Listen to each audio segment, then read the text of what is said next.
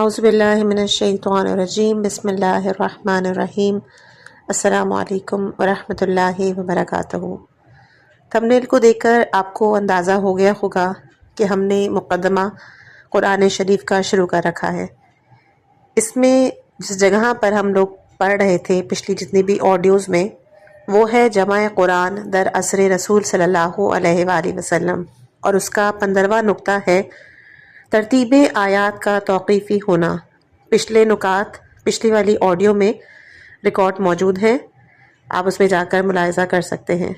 یہ بات ہم پہلے ثابت کر چکے ہیں کہ آیات قرآن کی ترتیب توقیفی ہے، یعنی کہ رسول اکرم صلی اللہ علیہ وآلہ وسلم نے خود بحکم الہی آیات قرآن کو اسی موجودہ ترتیب کے مطابق رکھا ہے، اور اسی ترتیب سے آیات کو مرتب کرنے کا نام جمع قرآن ہے، اور یہی ترتیب تواتر کے ساتھ ہم تک پہنچی ہے۔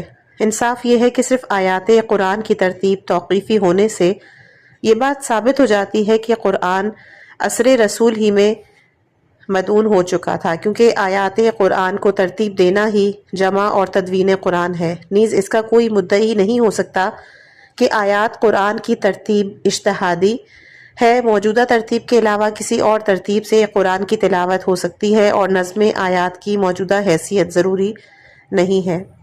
16واں ہے عصر رسالت میں قرآنی نسخے، فضائل قرآن، تلاوت قرآن، آداب تلاوت قرآن، احکام مصحف اور دیگر قرآنی موضوعات کے بارے میں وارد شدہ احادیث سے معلوم ہوتا ہے کہ قرآن عصر رسالت میں کتابی شکل میں مدون اور ہر شخص کی دسترس میں تھا۔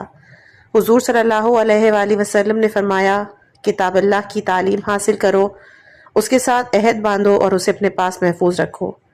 اسی طرح حفظ کرنے کی نسبت قرآن مجید کو دیکھ کر تلاوت کرنے میں زیادہ ثواب ہے۔ اس سلسلے میں امامیہ غیر امامیہ کی کتب میں بے شمار احادیث ہیں۔ خود قرآن کی طرف دیکھنا عبادت ہے۔ حدیث میں آیا ہے کہ مصحف میں دیکھنا عبادت ہے۔ رسالت مآب صلی اللہ علیہ وآلہ وسلم نے مشرکین کے علاقوں میں قرآن مجید ہمراہ لے جانے سے منع فرمایا۔ اس کے علاوہ 20 ایسی احادیث اور احکام موجود ہیں کہ جو عصر رسالت میں قرآن کی موجود ہونے کی گواہی دیتے ہیں۔ جمع قرآن بعد از رسول، رسالت مآب صلی اللہ علیہ وآلہ وسلم کی رحلت کے بعد عصر ابی بکر میں جو جمع قرآن مشہور ہے، اس کے بارے میں ہم ارباب نظر اور صاحبان تحقیق کی خدمت میں چند حقائق پیش کرتے ہیں۔ صرف یقینی دلائل نے ہمیں ان حقائق کو پیش کرنے پر مجبور کیا۔ امید ہے کہ تحقیقی ذوق اور مایہ علمی رکھنے والے حضرات اس کی قدر کریں گے اور مذہبی تنگ نظری کی بنیاد پر ان حقائق کو مسترد نہیں کریں گے۔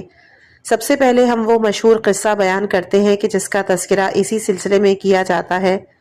کہا جاتا ہے کہ جنگ یمامہ میں متعدد قاریان قرآن کی شہادت کے بعد حضرت عمر نے حضرت ابو بکر سے کہا، اے ابو بکر، اس جنگ میں بہت سے قاریان قرآن شہید ہو گئے ہیں۔ مجھے ڈر ہے کہ اگر دیگر جنگوں میں بھی یہی ہوتا رہا تو قرآن کا ایک متبدہ حصہ ضائع ہو جائے گا۔ چنانچہ حضرت عمر نے ایک بار نہیں بلکہ کئی بار تاکید کی کہ ہمیں قرآن کو جمع کرنا چاہیے۔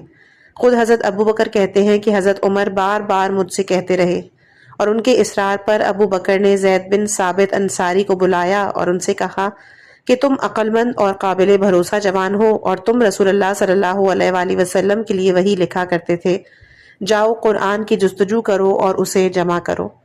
زید نے ایک سوال اٹھایا اور حضرت ابو بکر سے کہا، آپ وہ کام کیسے کریں گے کہ جسے رسول اللہ صلی اللہ علیہ وآلہ وسلم نے انجام نہیں دیا ہے؟ مستشرقین مثلاً نولڈ کے وغیرہ اسی لیے یہ نظریہ قائم کرتے ہیں کہ رسول کے زمانے میں قرآن جمع نہیں ہوا تھا۔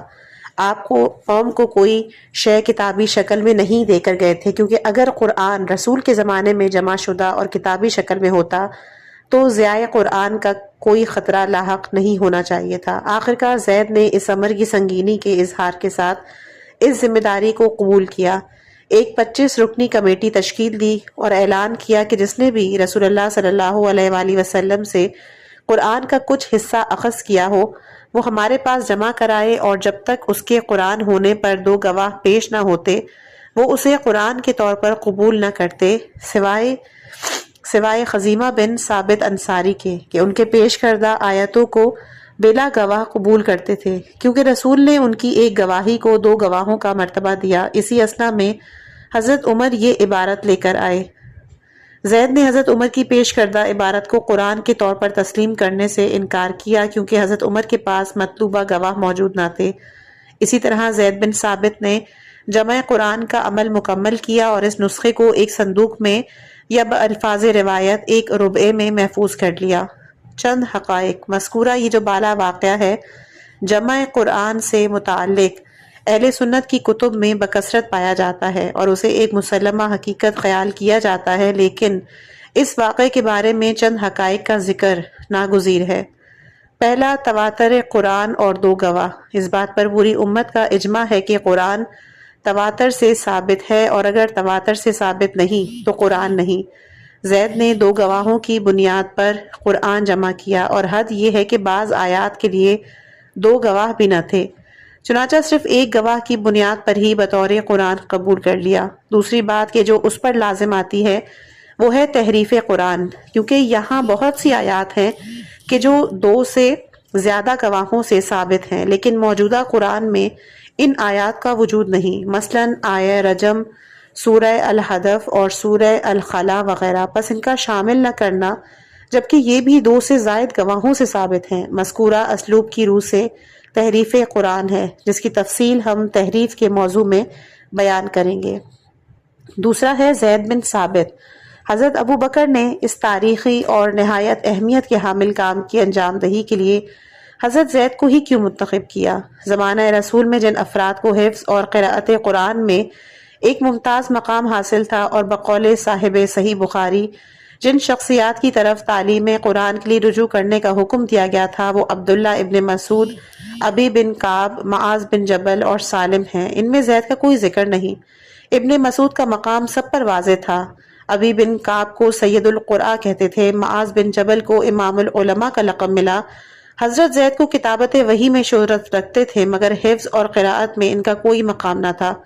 ابو وائل کہتے ہیں کہ ابن مسعود نے ہمارے سامنے ایک خطبہ دیا کہ جس میں انہوں نے کہا، کیا تم مجھے زید بن ثابت کی قراءت کی پیروی کرنے کو کہتے ہو، جبکہ میں نے خود رسول اللہ صلی اللہ علیہ وآلہ وسلم کی زبان سے 70 سورتوں سے زائد اخذ کی۔ اس وقت زید بچوں کے ساتھ پھرتا تھا اور اس کے سر پر 2 چوٹیاں ہوتی تھی۔ البتہ زید میں ایک سب سے بڑی خوبی یہ تھی کہ حیت حاکمہ کو ان پر اعتماد تھا، چنانچہ اس کا اظہار خود حضرت ابو بکر نے بھی کیا کہ لا نتحمک، ہمیں تم پہ پورا بھروسہ ہے۔ اس اعتماد کی وجہ یہ تھی کہ زید بن ثابت انصار کا ایک فرد ہونے کے باوجود ثقیفہ میں مہاجرین کے موقف کا حامی تھا، چنانچہ انہوں نے بروز ثقیفہ اپنا سیاسی موقف ان الفاظ میں بیان کیا کہ خود رسول اللہ صلی اللہ علیہ وآلہ وسلم مہاجرین میں سے تھے اور ہم ان کے انصار ہوں گے۔ شاید اسی سیاسی موقف کا اثر تھا کہ نہایت ثروت مند ہو گئے اور اپنے پیچھے دیگر مال اور دولت کے علاوہ 1,00,000 دینار مالیت کا سونا اور چاندی بھی چھوڑا کہ جو کلہاڑے سے کاٹ کر تقسیم کیا گیا۔ دیگر قرآنی نسخے۔ سب سے اہم اور قابل توجہ بات یہ ہے کہ ضیاع قرآن کا کوئی خطرہ سرے سے موجود ہی نہ تھا، کیونکہ اس وقت قرآن کے متعدد قابل توجہ نسخے امت کے ہاتھوں میں موجود تھے۔ چنانچہ ابن کثیر کہتے ہیں، دمشق میں ابی بن کعب کا مصحف، حمص میں مقداد کا مصحف، کوفے میں ابن مسعود کا مصحف، بصرہ میں ابو موسیٰ کا مصحف۔ کچھ لوگوں نے تو اپنے اپنے قرآنی نسخوں کے نام بھی تجویز کیے ہوئے تھے، چنانچہ ابن مسعود کے مصحف کو دیباج القرآن اور ابو موسیٰ کے مصحف کو لباب القرآن کہا جاتا تھا۔ ذیل میں ہم ان قرآنی نسخوں کا تذکرہ کرتے ہیں کہ جو حضرت ابو بکر کے زمانے میں موجود تھے۔ پہلا ہے مصحف علی علیہ السلام۔ حضرت علی علیہ السلام سے روایت ہے کہ اور میں آپ کے پیچھے یوں لگا رہتا تھا جیسے اونٹنی کا بچہ اپنی ماں کے پیچھے۔ آپ ہر روز میرے لیے اخلاق حسنہ کے پرچم بلند فرماتے تھے، مجھے ان کی پیروی کا حکم دیتے تھے۔ ہر سال کچھ عرصے کے لیے غار حرا میں قیام فرماتے تھے اور وہاں آپ صلی اللہ علیہ وآلہ وسلم کو میرے علاوہ کوئی نہیں دیکھتا تھا۔ اس وقت رسول اللہ صلی اللہ علیہ وآلہ وسلم اور ام المومنین خدیجہ سلام اللہ علیہا کے گھر کے علاوہ کسی گھر کی 4 دیواری میں اسلام نہ تھا، اور میں ان میں تیسرا تھا۔ میں وحی اور رسالت کا نور دیکھتا تھا، نبوت کی روشنی سونگھتا تھا۔ جب آپ صلی اللہ علیہ وآلہ وسلم پر پہلے پہل وحی نازل ہوئی تو میں نے شیطان کی ایک چیخ سنی، جس پر میں نے آپ صلی اللہ علیہ وآلہ وسلم سے پوچھا کہ یا رسول اللہ، یہ آواز کیسی ہے؟ آپ نے کہا یہ شیطان ہے کہ جو اب اپنے پوجے جانے سے مایوس ہو گیا ہے۔ اے علی، جو میں سنتا ہوں وہ تم بھی سنتے ہو، اور جو میں دیکھتا ہوں وہ تم بھی دیکھتے ہو، فرق بس اتنا ہے کہ تم نبی نہیں ہو بلکہ میرے وزیر اور جانشین ہو، اور یقیناً بھلائی کی راہ پر ہو۔ نہج البلاغہ خطبہ نمبر 190 صفحہ 533، شرح نہج البلاغہ ابن ابی الحدید کی 13ویں جلد اور 197 صفحے میں آپ کو یہ مل جائے گا۔ جبیر بن مطعم کہتے ہیں کہ مکے میں ہمارے بچپنے کی بات ہے کہ ہمارے والد نے ہم سے کہا، اس بچے علی کو دیکھو، اسے محمد سے کتنی محبت ہے کہ اپنے باپ کو چھوڑ کر ان کی کیسی اتباع کرتا ہے۔ سلیمان بن عامش راوی ہے کہ حضرت علی علیہ السلام نے فرمایا، کوئی آیت ایسی نہیں اتری مگر یہ کہ مجھے علم ہے کہ کس سلسلے میں اتری اور کہاں اتری، کس کے بارے میں اتری۔ یقیناً میرے رب نے مجھے ایک عقل مند دل اور فصیح زبان عنایت فرمائی ہے۔ نیز آپ علیہ السلام نے یہ بھی فرمایا کہ مجھ سے کتاب اللہ کے بارے میں پوچھ لو، کیونکہ کوئی آیت ایسی نہیں کہ جسے میں نہ جانتا ہوں کہ رات کو نازل ہوئی ہے یا دن میں، میدان میں نازل ہوئی ہے یا پہاڑ پر۔ ابن مسعود کہتے ہیں کہ قرآن 7 حروف یعنی 7 معانی پر نازل ہوا، ان میں سے کوئی حرف ایسا نہیں کہ جس کے لیے ایک ظاہر اور ایک باطن نہ ہو، اور علی کے پاس ان حروف کے ظاہر اور باطن دونوں کا علم موجود ہے۔ اے علی، یہ کتاب خدا ہے، اسے اپنے پاس لے جاؤ۔ چنانچہ حضرت علی علیہ السلام اسے ایک کپڑے میں جمع کر کے اپنے گھر لے گئے۔ رسول اللہ صلی اللہ علیہ وآلہ وسلم کی وفات کے بعد آپ نے قرآن کو اس طرح مرتب فرمایا جیسے اللہ نے اسے نازل فرمایا تھا، اور آپ ہی اسے بخوبی جانتے تھے۔ امام جعفر صادق علیہ السلام سے روایت ہے کہ رسول اللہ صلی اللہ علیہ وآلہ وسلم نے حضرت علی علیہ السلام سے فرمایا، اے علی، قرآن میرے بستر کے پیچھے صحیفوں، ریشمی کپڑوں اور کاغذوں میں موجود ہے، آپ اسے لے جا کر جمع کر لیں اور ضائع نہ ہونے دیں۔ نسخہ محمدی کی جمع اور تدوین۔ محمد بن سیرین کہتے ہیں کہ جب رسول اللہ صلی اللہ علیہ وآلہ وسلم نے رحلت فرمائی تو علی علیہ السلام نے فرمایا کہ میں نے قسم کھا لی ہے کہ میں نماز جمعہ کے علاوہ اپنی ابا زیب تن نہ کروں گا، گھر سے باہر نہ نکلوں گا کہ جب تک قرآن کو جمع نہ کر لوں۔ چنانچہ انہوں نے اسے جمع فرما لیا۔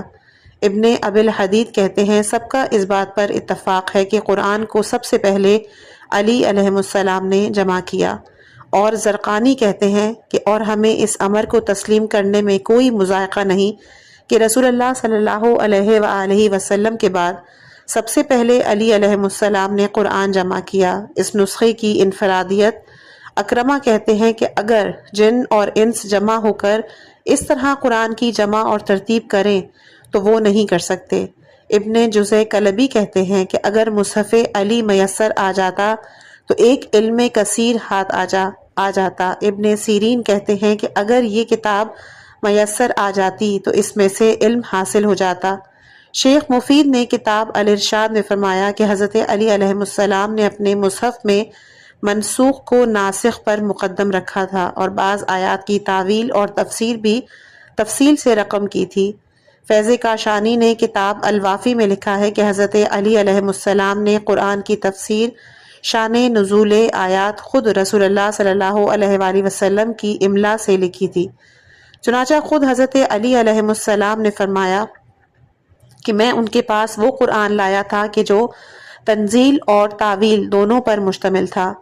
ان نصوص سے یہ بات واضح ہو جاتی ہے کہ یہ نسخہ صرف تنزیل پر منحصر نہ تھا جیسا کہ باقی مصاحف ہیں، یعنی صرف قرآن کی آیات پر ہی مشتمل نہ تھا، بلکہ اس میں کچھ تفسیر اور تعویل بھی تھی۔ یہ نسخہ امت کو پیش کیا گیا۔ حضرت علی علیہ السلام نے قرآن کو زرد ریشم پر تحریر فرمایا، ایک اونٹ پر لاد کر مسجد نبوی میں موجود اصحاب کے سامنے پیش کیا، اور فرمایا کہ رسول اللہ صلی اللہ علیہ وآلہ وسلم نے فرمایا تھا کہ میں تم میں 2 گراں قدر چیزیں چھوڑے جا رہا ہوں، ایک اللہ کی کتاب، دوسری میری عطرت اہل بیت، لہٰذا یہ ہے کتاب اور میں ہوں عطرت۔ جواب ملا کہ اگر آپ کے پاس کتاب ہے تو ہمارے پاس بھی کتاب ہے۔ چنانچہ آپ حجت تمام کر کر واپس تشریف لے گئے۔ کیا یہ ممکن ہے کہ امت کے پاس قرآن کا کوئی نسخہ موجود نہ ہو، اس کے باوجود اصحاب اس نسخہ محمدی کو رد کر دیں؟ اگر قرآن کا کوئی نسخہ امت کے پاس موجود نہ تھا تو اس نسخہ محمدی کو رد کرنا ناقابل فہم ہے، اور اگر دیگر قرآنی نسخے موجود تھے تو یہ کہنا کہ قرآن زید بن ثابت نے جمع کیا، یہ ناقابل فہم ہے۔ اگرچہ کہ فی الواقع دونوں صورتوں میں اس نسخہ محمدی کو رد کرنا ایک المیہ ضرور ہے۔ زرقانی کہتے ہیں کہ اس بحث میں اس بات کے ماننے میں کوئی حرج نہیں کہ رسول اللہ صلی اللہ علیہ وآلہ وسلم کے بعد سب سے پہلے علی علیہ السلام نے قرآن جمع کیا۔ کس قدر مقام تعجب کہ جس طرح مستشرقین یہ ثابت کرنے کے لیے کہ قرآن زمانہ رسول میں جمع نہیں ہوا تھا، لفظ جمع سے جو بعض روایات میں وارد ہوا کہ رسول کے زمانے میں قرآن جمع ہوا تھا، حفظ مراد لیتے ہیں، یعنی عصر رسول میں قرآن حفظ ہوا تھا، جمع نہیں ہوا۔ بالکل اسی طرح بعض علماء اسلام حضرت علی علیہ السلام کے جمع قرآن کے بارے میں جو روایات میں لفظ جمع آیا ہے اسے حفظ کے معنی میں لیتے ہیں، یعنی کہ آپ نے سینے میں حفظ کر لیا تھا، تاکہ یہ ثابت ہی نہ ہو سکے کہ حضرت علی علیہ السلام نے قرآن جمع کیا تھا اور اسے رد کیا گیا۔ حالانکہ حضرت علی علیہ السلام نے نسخہ محمدی کی تدوین کے بعد ایک اونٹ پر لاد کر مسجد نبوی میں اسے اصحاب کے سامنے پیش کیا تھا، اور اس واقعے کو تمام مورخین نے لکھا، اور ڈاکٹر جعفری بھی مانتے ہیں کہ علی علیہ السلام نے قرآن کی تدوین فرمائی تھی۔ یہ نسخہ کہاں ہے؟ پوری ذمہ داری کے ساتھ تو کوئی نہیں کہہ سکتا کہ اب حضرت علی علیہ السلام کا مصحف کہاں ہے، لیکن ایسے کچھ نسخے محفوظ تھے یا ہیں کہ جن کے بارے میں کہا جاتا ہے کہ یہ حضرت علی علیہ السلام کے دستے مبارک سے تحریر کردہ ہیں۔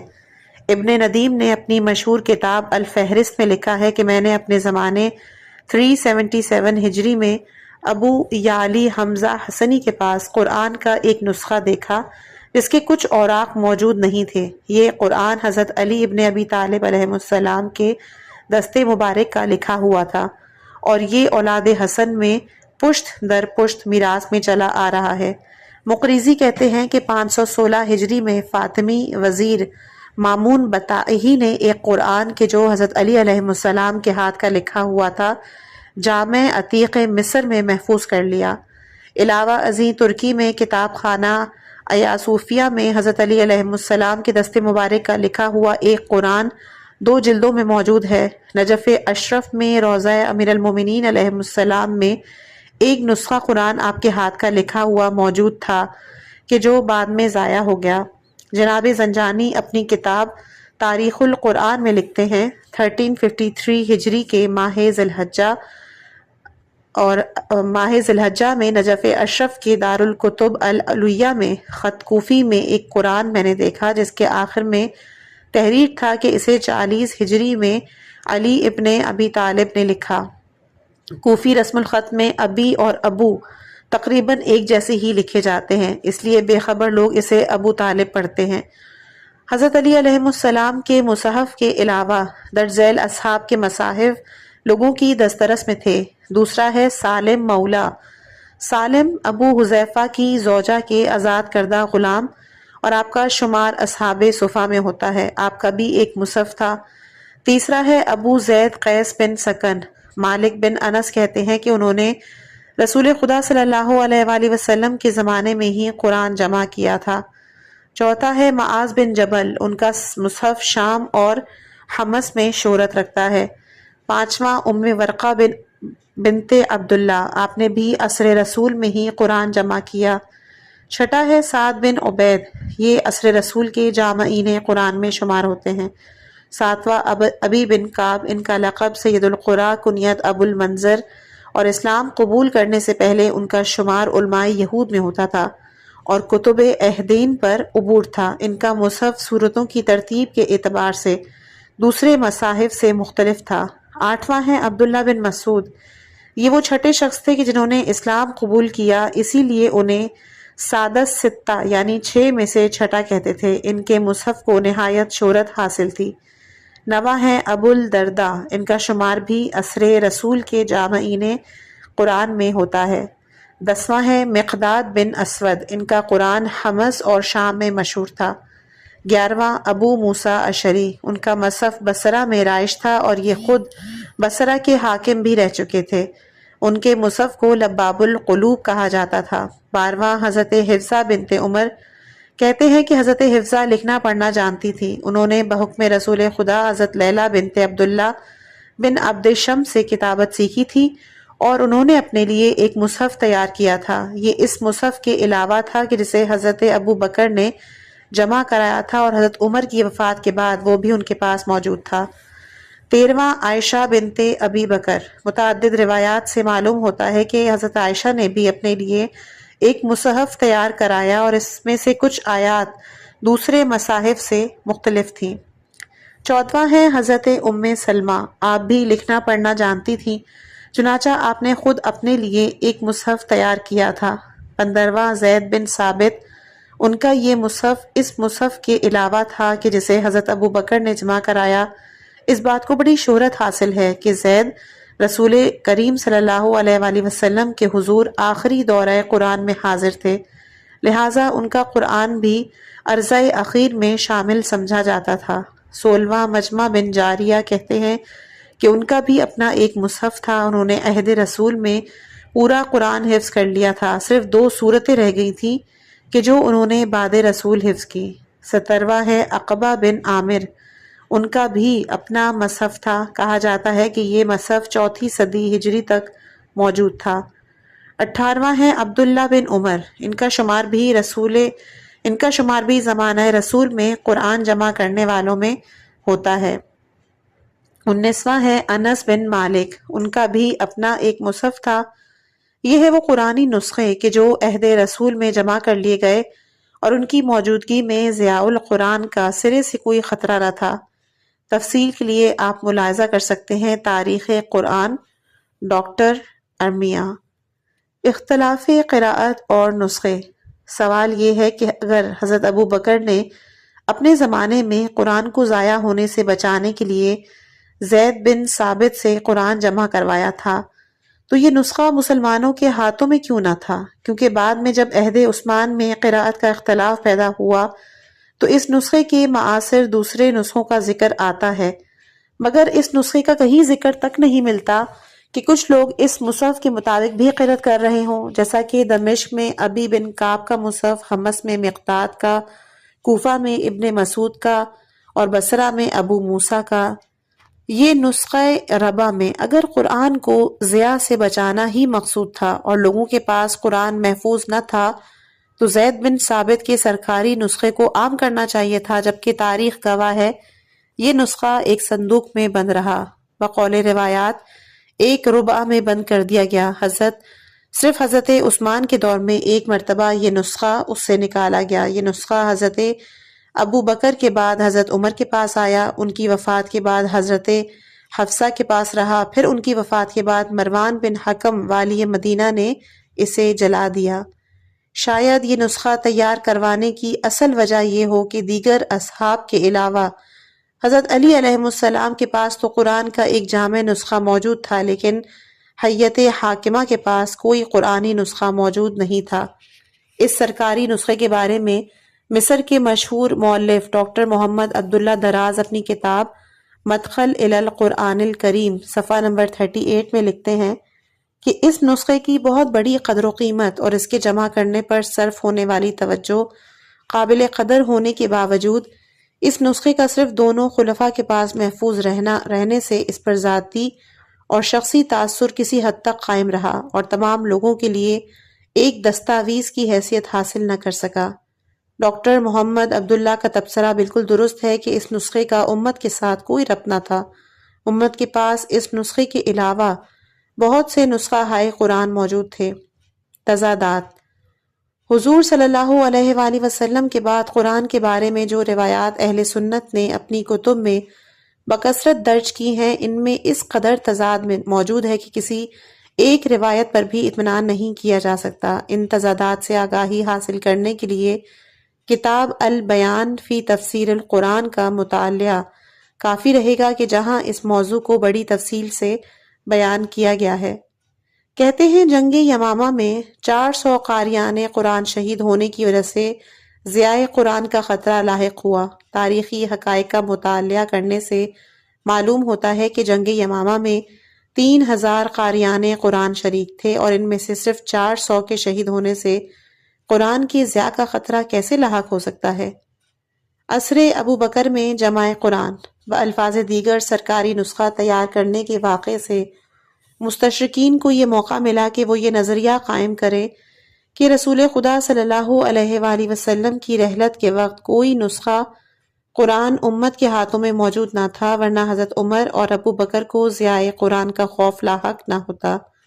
ہم نے اوپر بیان کیا ہے کہ ضیاء قرآن کے خوف کا کوئی سبب موجود نہیں تھا، اور نہ ہی سرکاری نسخے نے قرآن کا تحفظ کیا ہے۔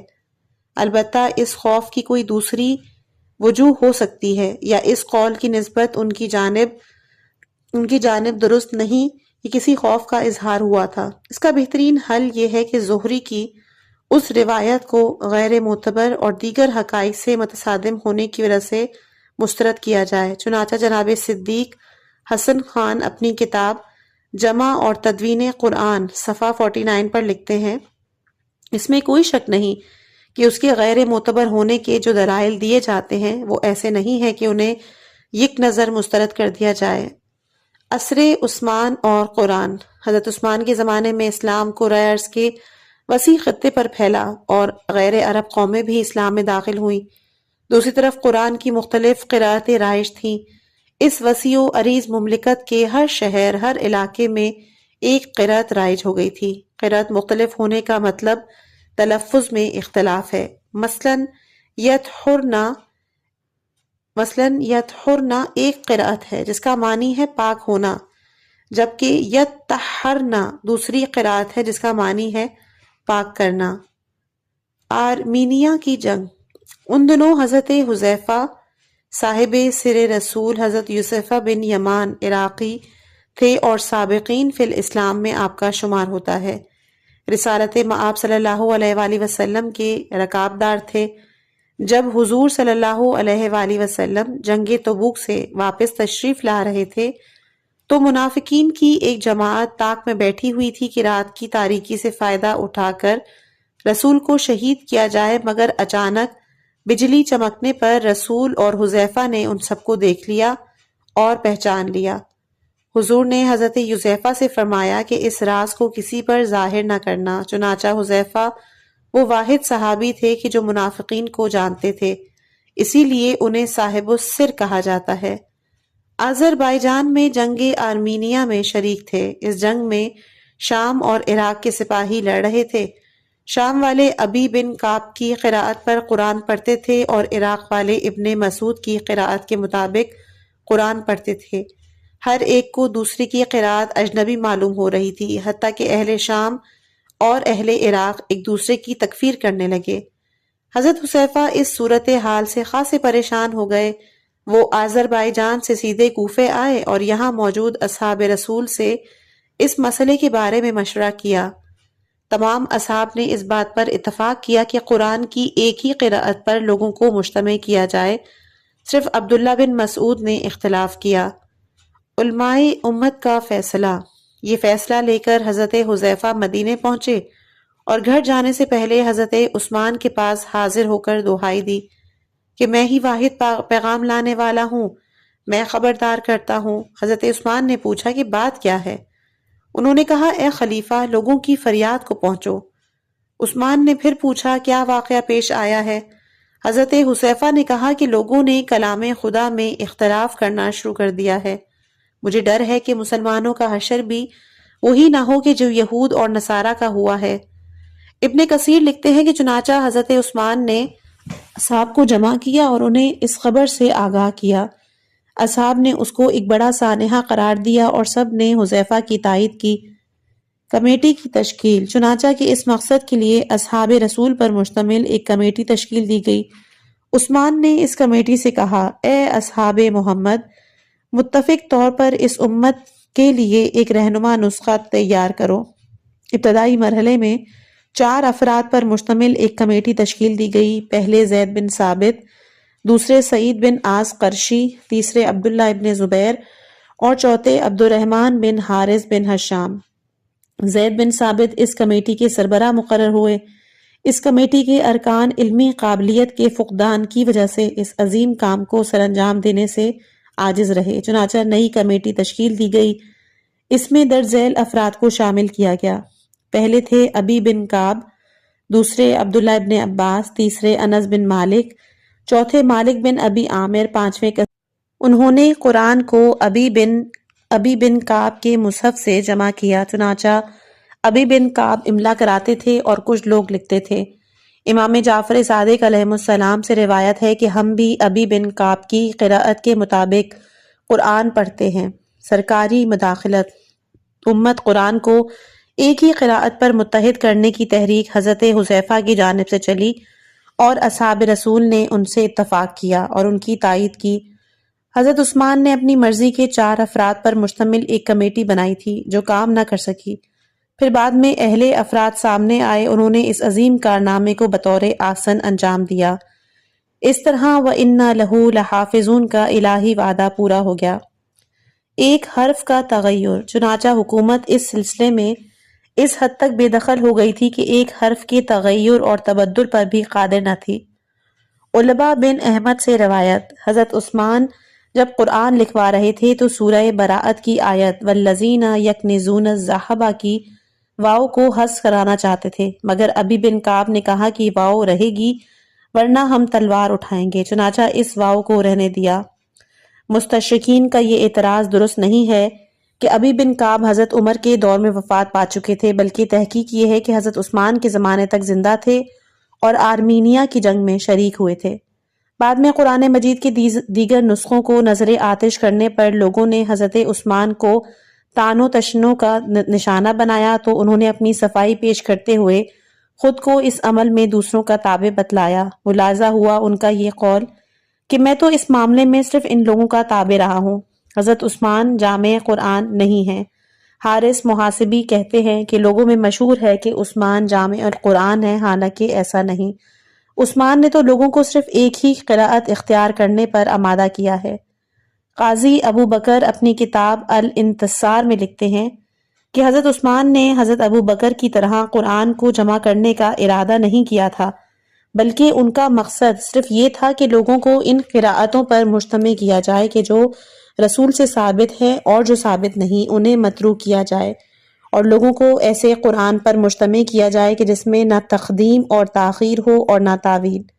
حبیب الرحمن صدیقی مقدمہ تفسیر بیضاوی فرماتے ہیں، اور یہ جو شہرت ہوئی ہے کہ حضرت عثمان جامع القرآن ہے، یہ بات بظاہر باطل ہے، کیونکہ انہوں نے تو 35 ہجری میں لوگوں کو صرف ایک قراءت اختیار کرنے پر آمادہ کیا تھا۔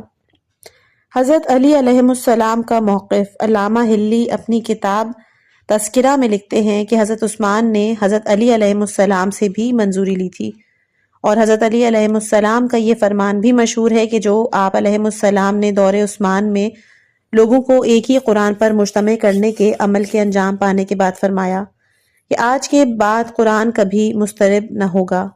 ایک اور مقام پر آپ علیہ السلام نے فرمایا کہ آج قرآن کو قرار آ گیا ہے اور یہ ناقابل تغیر ہو گیا ہے۔ حضرت عثمان کے عہد خلافت میں جب لوگوں کو ایک مصحف پر مجتمع کرنے کی مہم چل رہی تھی، اس وقت جناب طلحہ نے حضرت علی علیہ السلام سے پوچھا کہ آپ نے رسول اللہ صلی اللہ علیہ وآلہ وسلم کی وفات کے بعد جو قرآن جمع کیا تھا اسے اس قوم نے مسترد کر دیا تھا، کیا آج آپ اس قرآن کو دوبارہ پیش نہیں کر سکتے؟ آپ نے اس کا جواب نہ دیا۔ طلحہ نے ہر چند اصرار کیا مگر آپ نے جواب نہ دیا، اور آخر طلحہ نے کہا کہ اے ابو الحسن، آپ مجھے اس بات کا جواب کیوں نہیں دیتے؟ تو آپ نے فرمایا کہ اے طلحہ، میں نے جان بوجھ کر جواب نہیں دیا تھا، تم خود بتاؤ کہ لوگوں نے جو کچھ لکھا ہے کیا یہ قرآن نہیں ہے؟ کیا اس میں غیر قرآن بھی ہے؟ طلحہ نے جواب دیا کہ ہاں، جو کچھ بھی لکھا گیا ہے یہ سب کا سب ضرور قرآن ہے۔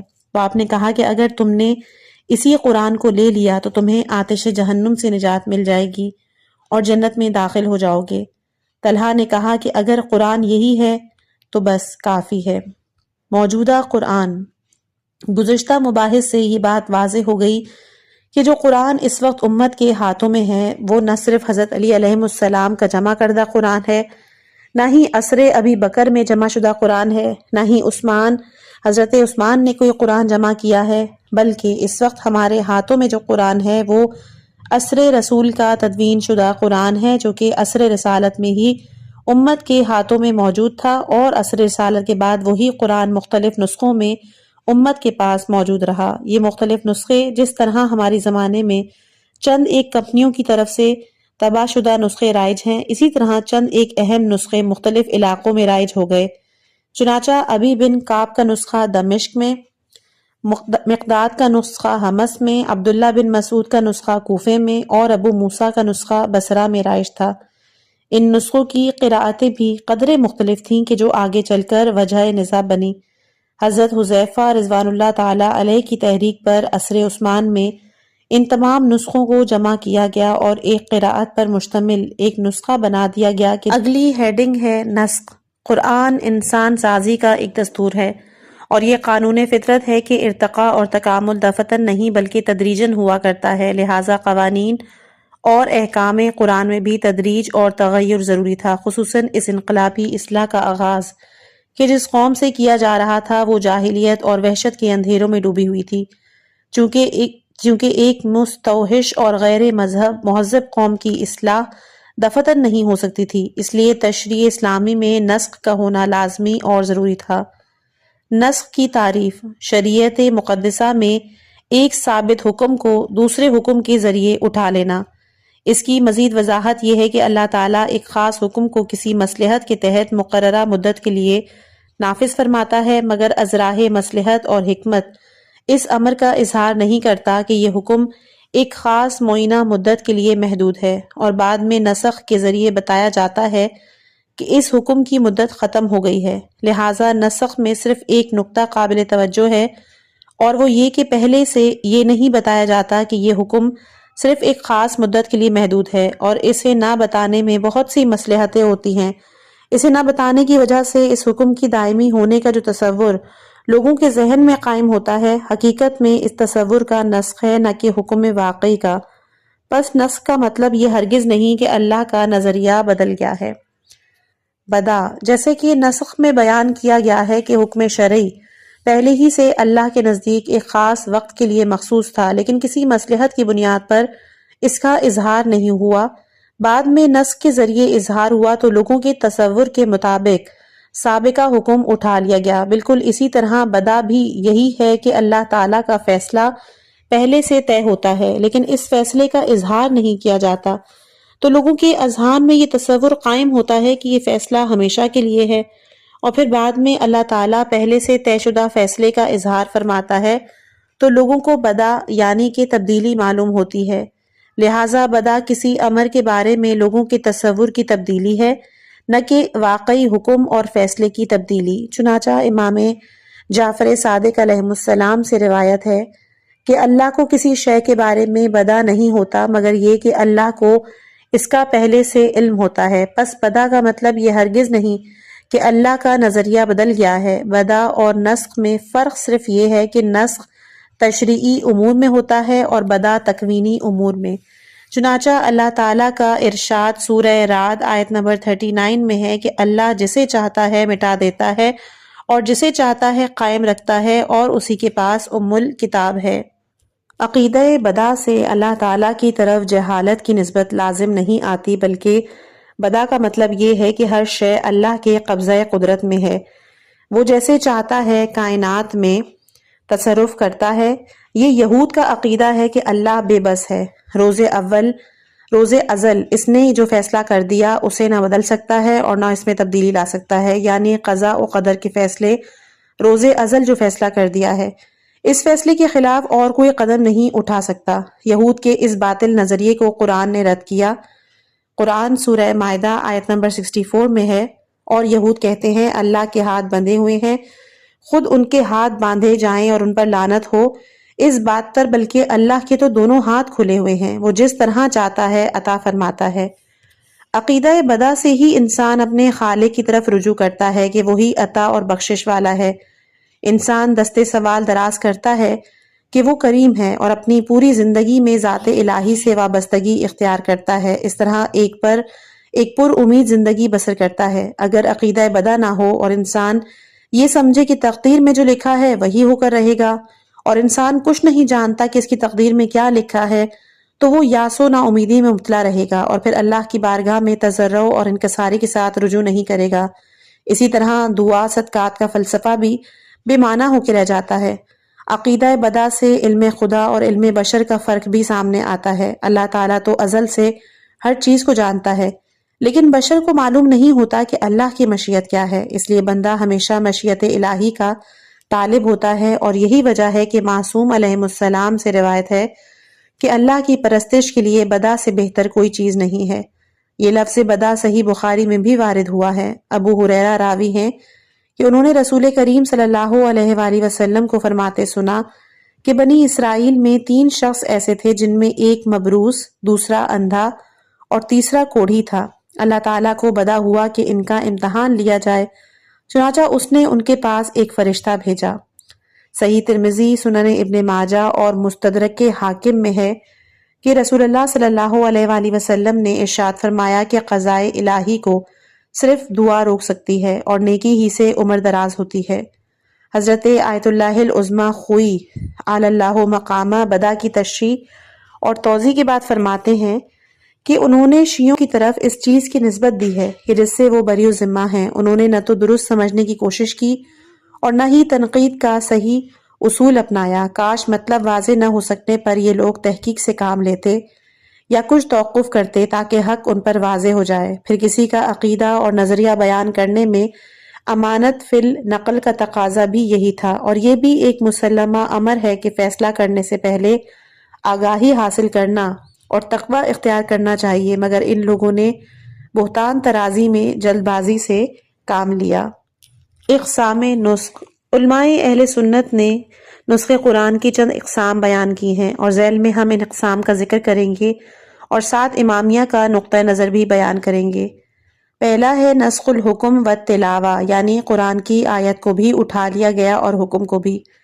اس کا معنی کہ بعض آیات قرآن کا حصہ تھیں اور مسلمان ان آیات کو بطور قرآن تلاوت کیا کرتے تھے، نیز ان میں ایک شرعی حکم بھی موجود تھا، لیکن بعد میں ان آیات کو قرآن سے حذف کر دیا گیا اور حکم بھی منسوخ ہو گیا۔ علامہ زرقانی لکھتے ہیں کہ جہاں تک حکم اور تلاوت کے نسخ کا مسئلہ ہے تو مسلمانوں میں سے جو لوگ نسخ کے قائل ہیں ان سب نے اس مسئلے میں اجماع کیا ہے۔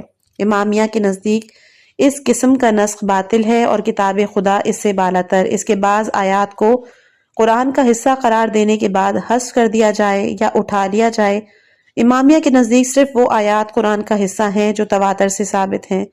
علماء اہل سنت اس قسم کی کچھ آیات کو بھی قرآن کا حصہ مانتے ہیں کہ جو غیر متواتر احادیث اور روایات کے ذریعے منقول ہیں، اور پھر ان آیات کو موجودہ قرآن میں نہیں پاتے تو نسخ تلاوت کا نظریہ قائم کرتے ہیں، اور یہ نظریہ اس لیے قائم کرتے ہیں کہ یہ روایتیں کتب صحیحہ میں موجود ہیں جنہیں قبول کرنا اہل سنت نے اپنے مذہب میں لازمی قرار دے رکھا ہے۔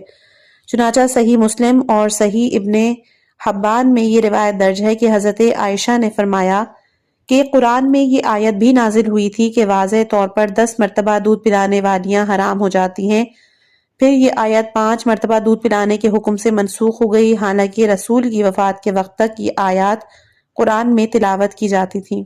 اس روایت سے تو صاف ظاہر ہوتا ہے کہ یہ آیت رسول کی وفات تک قرآن میں موجود تھی اور آپ کی وفات کے بعد ہی قرآن سے حذف کر دی گئیں، اور بقول ان حضرات کے کہ ایسا ابو بکر کے زمانے میں ہوا، جیسا کہ مولانا حبیب الرحمن صدیقی کاندھلوی مقدمہ تفسیر بیضاوی میں لکھتے ہیں کہ ہاں، حضرت صدیق کے زمانے میں ان آیات کو حذف کر دیا گیا کہ جو غیر متواتر تھیں، اور ان کی تلاوت بھی منسوخ کر دی گئی۔